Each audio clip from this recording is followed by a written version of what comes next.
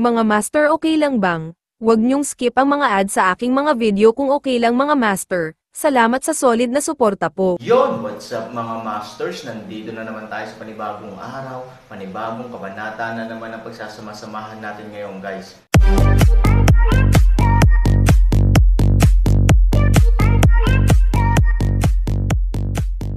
Bali mga masters, kung bago ka pa lang po sa aking YouTube channel, please click the subscribe button, lalong-lalo na po yung notification bell, guys, para maging connected pa rin tayo sa isa't isa at maging updated kayo sa mga susunod ko pang video.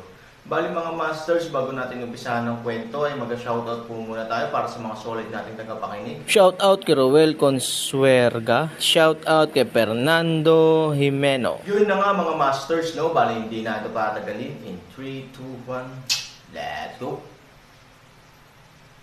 Tumakbo si Zia na bahagyang lumuhad sa isang tuhod, na may mapagpakumbaba at magalang na saloobin. Nakita ni Zia Ran ang kanyang unang lola, ang liwanag ay mahina, at isang mukha ang lumitaw sa liwanag na lugar sa gitna. Bagamat liwanag at anino lamang, ang mga tampok ng mukha nito ay katangi tangi at maganda. Bumangon ka, Runner, pinaghirapan mo, ito ang dapat gawin ni Runner. By the way, Han Sanchen has officially left with Weir. Maganda ang ginawa mo. Ang paggawa ng tinatawag na Chanzi na one-line divination sa Phoenix Divination at ang pagdaraya sa kanya ng panghuhula ay pawang mga panlilinlang ng lola ng ninuno. Si Zia Ran ay kumikilos lamang ayon sa utos. How dare you ask for credit? Pabulong na tumakbo si Zia. Gaano man kaganda ang plano, kailangan din ito ng perpektong kakayahan sa pag-arte para maglaro. Hindi lang determinado ang Aaron, kundi sobrang matalino din. Kung madaya mo siya, ito ang pinakamahusay na pagganap. Zia Ran sighed, speaking of his strong will, this is really unexpected. Alam kong pagdating niya malapit sa Peach Mountain, sinadya niyang ginugol si Zia Wei sa Taoyuan para sa mga dahilan at sadyang lumikha ng panganib para kay Zia Wei, para makilala nila ang isa't isa, na makapagpapasaya kay Zia Wei para sa kanya. Mamaya, sinasadya kong hinayaan ang black and white double evils na hindi sinasadyang ibunyag ang pagkakakilanlan ni Zia Wei at saktan ang likod ni Zia Wei. Gusto kong bigyan sila ng pagkakataon na maging malapit sa isa't isa, ngunit hindi ko alam na kaya ng Aaron ang pagiging mag-isa. Sayang talaga, nabigo ang isang plano, ngunit naghanda na ang aking anak. Bago lumabas, sinadya kong idiin ang kailan isang puri ng anak na babae ng Phoenix. Iniisip ko na kapag nabigo ang unang plano, mapipilitin si Zia Wei na samantalahin ang pagbibigay diin ni Zia Wei sa ang kalinisan ni Phoenix bilang karagdagan, dapat ay mayroon siyang mabuting hangarin sa Aaron posisyon ng kawalan ng kagalakan at impermanence ni Zia Wei. Aaron ay isang Phoenix, ang kalungkutan ng pamilya ay ang ikalawang hakbang ng plano upang hayaan silang makapasok sa pinagmulan ng Melakotan. Gamitin ang lahat ng uri ng mga kayamanan ng pinagmulan ng Peach at lahat ng uri ng mga benepisyo ng anak na babae ng Phoenix, kabilang ang tukso na lutisin ang selyo ng iba pang mga lugar kahit na sa pangalan ng pagsasanay sa pagsubok. Ito ay aktwal na hayaan siyang maranasan ang napakalaking akit ng kapangyarihan ng Phoenix, ngunit hindi niya ito inaasahan, ngunit hindi niya pa rin magawa. Ang mukha sa liwanag ay ngumiti, Guro, kung wala kang ganitong lakas, paano ka makakapanginoon? Kawawa naman ang pamilya naming Phoenix na tanggihan si Zia Wei ng ganito, pero may pakinabang din naman. Ang pamilyang Phoenix, simula sa unang pagsunog ng Phoenix mismo, ay para sa kapanganakan ni Zia Wei, at ang kapanganakan ni Zia Wei ay para hintayin lamang ang paglitaw ng lalaking ito. Ang lahat ay tadhana at isang nakapirming numero. Ito ay isinakripisyo sa loob ng maraming taon. Sulit ang pagpapalit ng ganoong lalaki sa kasalukuyan. Sa pagsasanay sa pagsubok, makikita na ang anak na ito ay may kamanghamanghang talento. Alam din niya ang kaunti tungkol sa puso ni Jinfeng, at ang kanyang karakter ay may mataas na kalidad. Siya talaga ang pinakamahusay. Tumakbo si Zia at tumango, mabuti na lang at nagplano si Lola na ayusin si Zia upang magkaroon ng planong panghuhula na ito. Kung hindi talaga alam ni Runner ang gagawin sa kanya. This plan will be done, she smiled. Zia Ran frowned at maingat na nagtanong, it's Ivory. Exactly, ngumiti ulit siya. This ay ang lalamunan ng Aaron, tulad ng mga pakpak ng Phoenix at mga kaliskis ng Dragon. Marahil, tulad ng sinabi nila, ito rin ang kapalaran at responsibilidad ni Ivory sa Aaron, Lahat ng bagay sa mundo at lahat ng uri ng tao ay may kahulugan, tulad mo tulad ko, Ivory, Zia Wei at Aaron. Ang aming pag-iral ay para sa huli, ngunit ang ilan ay ang mga bida, ang ilan ay sumusuporta sa mga aktor, ang ilan ay mga pulang bulaklak, at ang ilan ay mga berdeng dahon na tumango si Zia, at magalang na sinabi, naiintindihan naman ni Zia Ran, dahil lumabas na sila sa pinanggagalingan ng pitch, ibinigay na rin namin si Zia Wei sa kamay ng Aaron, at natapos na namin ang kapalaran at reinkarnasyon sa loob ng libu-libong taon. Sa hinaharap, dapat mong bigyang pansin. Bagamat may tadhana si Zia Wei, kapatid mo siya kung tutuusin. Dapat mong alagaan siyang mabuti. Naiintindihan naman ni Zia. Tumango siya. Sa sumunod na segundo, nawala ang liwanag, at nagsimulang ibalik ng pinagmulan ng pitch ang orihinal nitong kulay. Bumalik ang lahat sa estado nang umalis si Aaron at ang iba pa. Tumakbo si Zia ng bahagya, umiling, nagbasa ng isang bagay sa kanyang bibig, at lumiko sa Ancestral Hall, ngunit ilang sandali pa, bigla siyang lumabas at tumingin sa kagubatan ng pitch sa malayo, hindi. Mga master, okay lang bang? Huwag niyong skip ang mga ads sa aking mga video kung okay lang mga master. Salamat sa solid na suporta po. Sa harap nila, mga ilang metro ang layo, nakatayo ang ilang magaspang na hitsura, matangkad at malalaking tao na nakaitim. Nang lingunin ko sila, hindi ko maiwasang maging tanga. Si Aaron at iba pa ay natural na nagulat.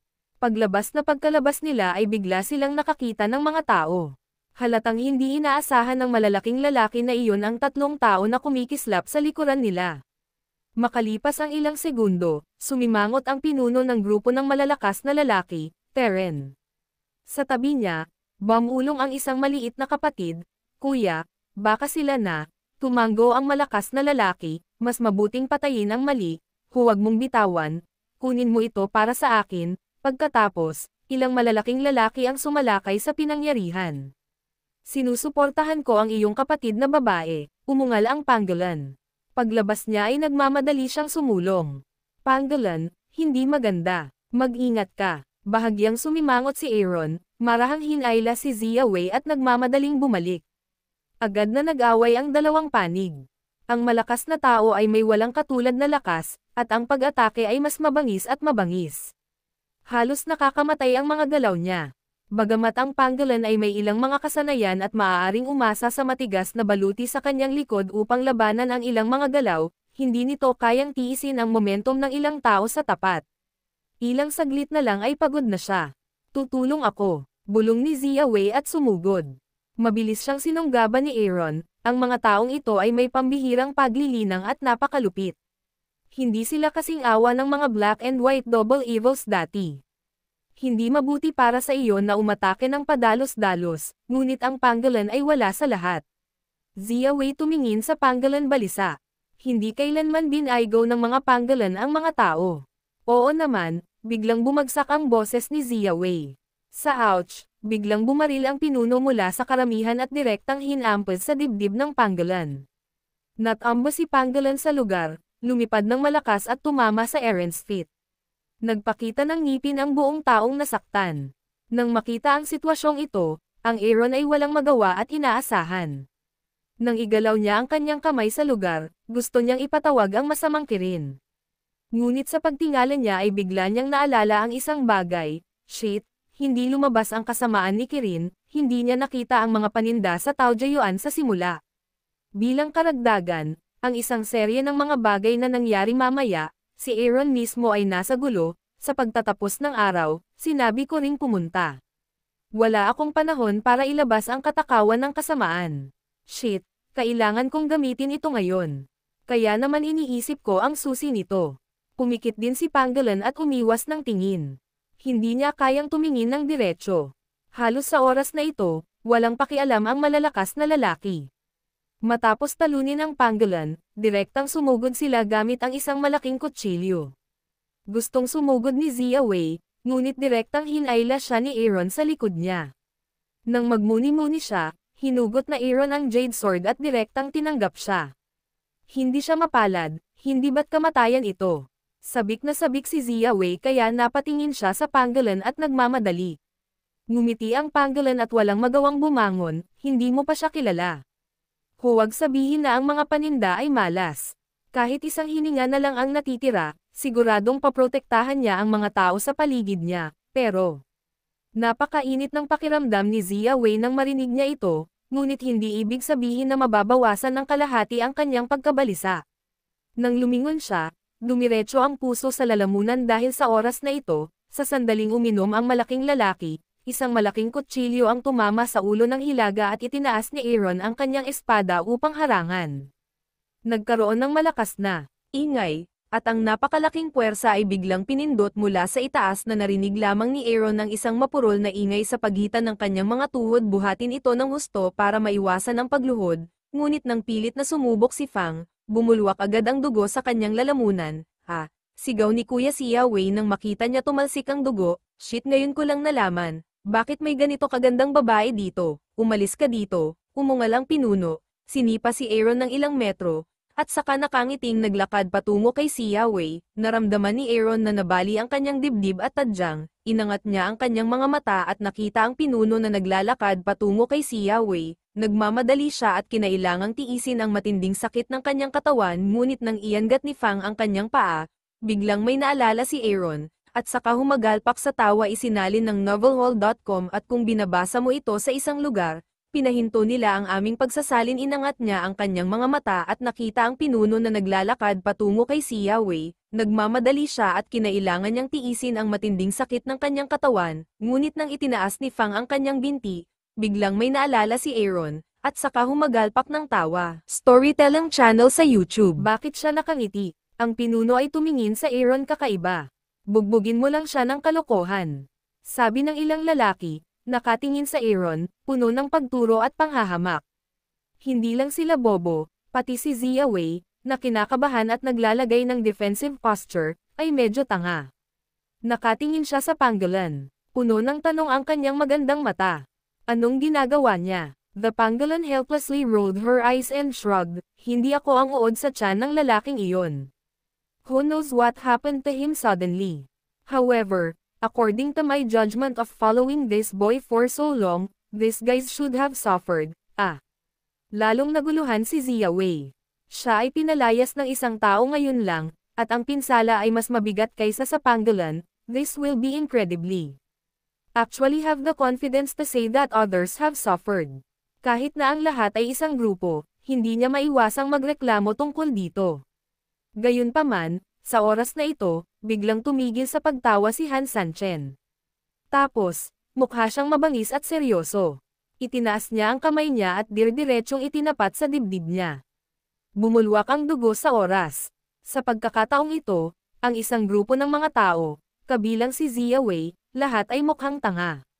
Ito ba ang tinatawag na counterattack? Ito ang tinatawag na, nagdusa ba ang iba? Parang self-mutilation. Mahirap ba para sa kanya na takutin ang isa't isa sa ganitong paraan? Upang pumatay ng 100 kaaway at saktan ang milyon-milyon. Hindi ba't kamangha-mangha? Ganito ba ang paglalaro ni Zia Wei sa Jiangho? Habang ang lahat ay nagulat sa pagbuka ng kanyang bibig, biglang hinawakan ni Aaron ang buhangin na may bahid ng maraming dugo, at pagkatapos ay itinapon ito ng diretso sa gang. Isang grupo ng malalakas na lalaki ang hindi namamalayan na iniunat ang kanilang mga kamay upang harangan, ngunit naisip nila na ang ordinaryong buhangin ay walang kapantay. Sa sandaling mahawakan nila ang kanilang sariling katawan, naglaan sila ng oras upang magsuot ng matinding pananakit ng saksak. Maraming tao ang nagsunog ng kanilang mga damit sa lugar at kumain sa loob. Napasigaw sila sa sakit. Matapos harangan ng pinuno ang buhangin, tumingin siya sa kanyang kamay.